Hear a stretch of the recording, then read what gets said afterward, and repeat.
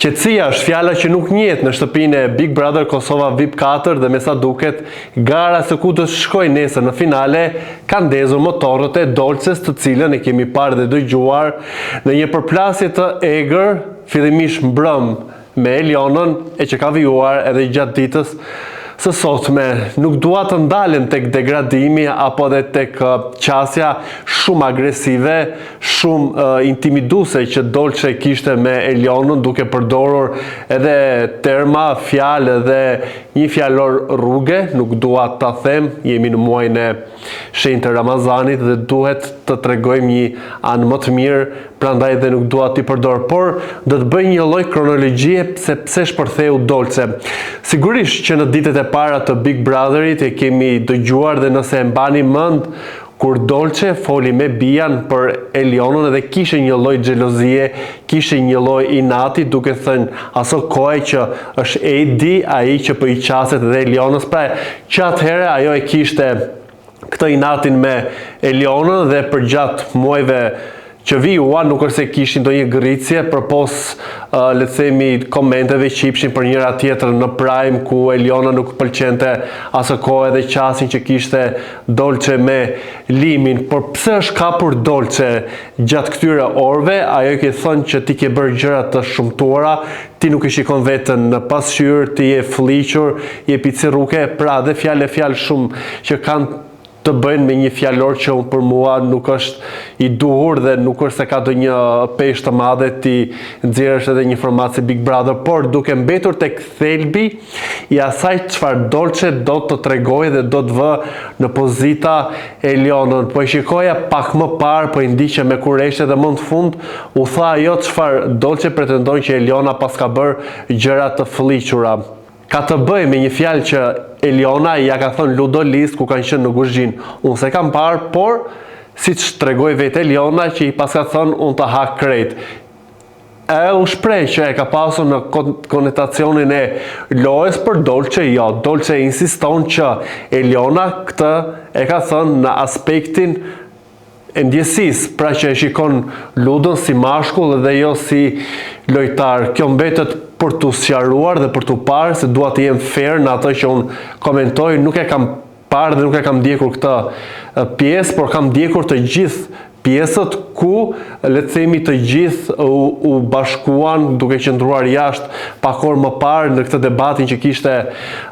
Eliona më pas, Eliona me Dolcen, që më pas u futet edhe Klodi duke thënë unë nuk e kam asgjë pse duhet të fshihem unë,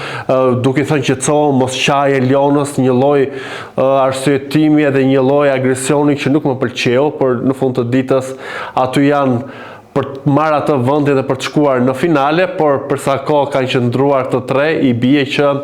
në një formë apo në një tjetrën tani po dalin të palarat dhe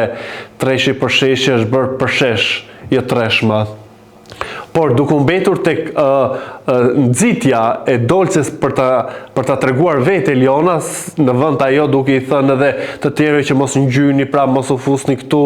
edhe mos tentoni të krijoni situatë nga kjo që kam unë me Elionën, ishte vetë ajo që e tregoi edhe më pas Ludoli që duke u shprehur që nuk kam dashur ta nxjerr se del keq, pra edhe Ludoli e pas ka marrë si një lloj ngacmimi që Eliona i pas ka bërë kur i ka thënë që të ha krejt, mbetet për të parë dhe për të shikuar, le themi këtë moment dhe për ta dhënë komentin më të mirë dhe për të treguar se a ka një lloj aleance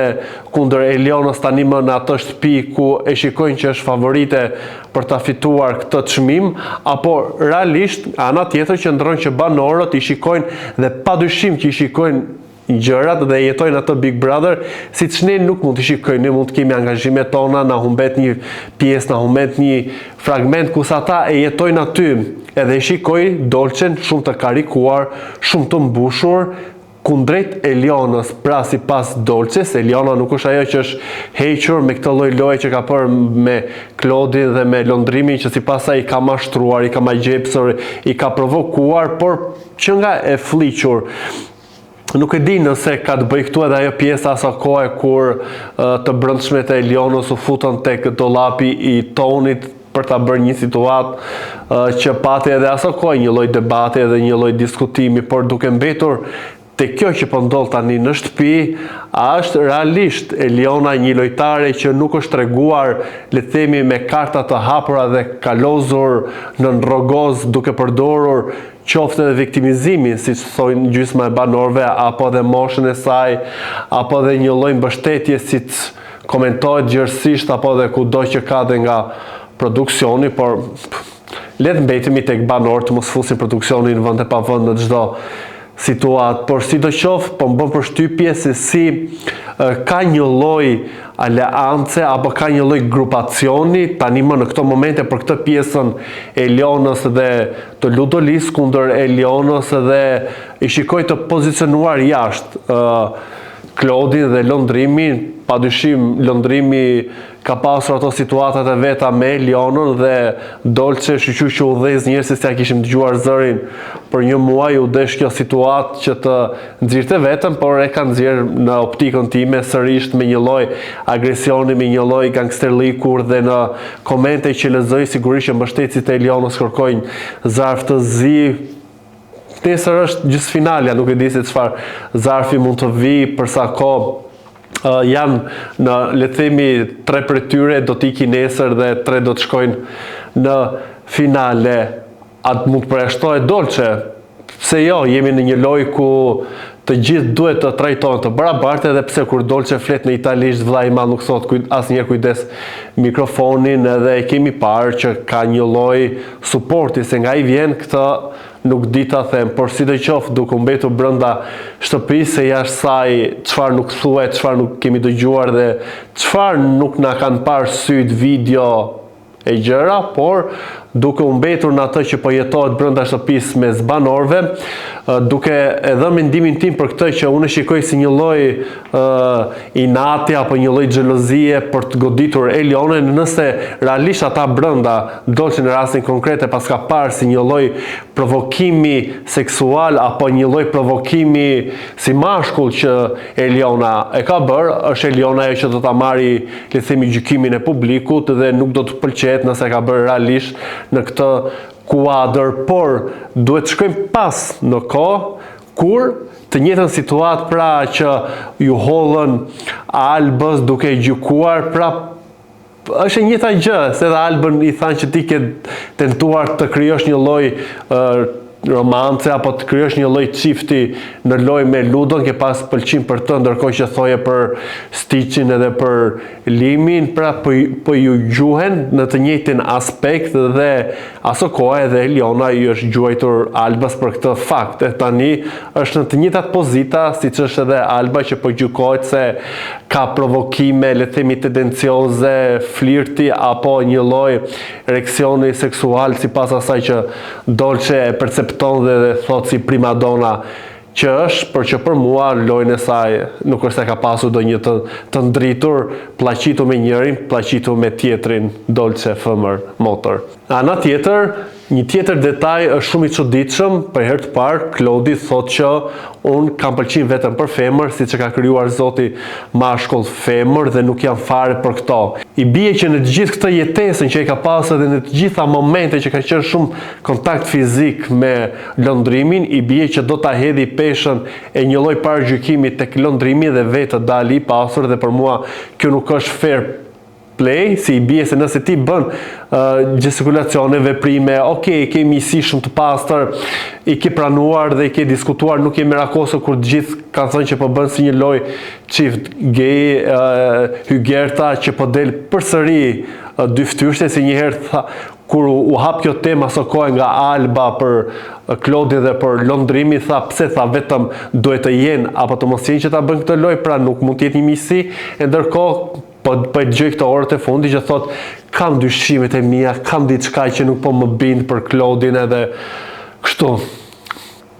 Efekti i lojës edhe finalja sigurisht që po i trazon në ato qëndrime që kanë mbajtur banorët, por realisht ajo që unë dëgjova në bisedën që kishte Klodi, më duk si një lloj homofobia apo një lloj diçkaje që nuk i përshtatet asaj që ai ka vepruar, ka treguar, pra një lloj lirshmërie që nuk e kemi parë midis meshkujve në formate si Big Brother, dhe të vi në këtë pikë duke hedhur poshtë apo duke insinuar apo duke vënë në pikpyetje në një kornizë që unë nuk jam kështu, shqyr jam siç na ka krijuar Zoti, dhe bie që ti tregoj një lloj homofobie, për mua nuk është shumë e ndershme për lojën që ke bërë dhe që po vepron. Qetësi nuk ka në atë shtëpi, situatat janë këto që unë komentova, mendimet dhe opinionet e mia në të rrotshme Reddit për këto dinamikat e fundit e dhash, presim nëse do të ketë një lloj agravimi midis këtij grupi që ka krijuar këtë lloj debati, pra Ludoli, Dolce, Eliona, Klodi, Benita që e paska parë, apo Lëndrimi që ka qëndruar më në pas, ndërkohë Lëndrimi ka ato problemet e veta dhe pikpyetjet se banorët e tjerë po ja fusin në kokë që ti po ja jep fitoren Elionës, dhe ai sigurisht është e dyta situatë që vjet në këtë lloj pikpyetje, fillimisht për raportin me Klodin e tani me këtë lloj tendence të banorëve që i shprehin që ti fitoren po ja jep Elionës. Mbetet për të parë se si do të sheshohen apo do të agravojnë më shumë këto situata brenda shtëpisë, por deri më tani tregohet se kush është lojtari i fortë dhe kush jo, kush sulmon në grupe, kush sulmon në mënyrë individuale. Do doja të dija dhe mendimin tuaj për këto dinamikat, për këto pëlqime, flirte apo këto të hakre që po ndodhin në shtëpi, por më kryesorja është edhe t'i bëni subscribe kanalit ton Koha Jo në YouTube.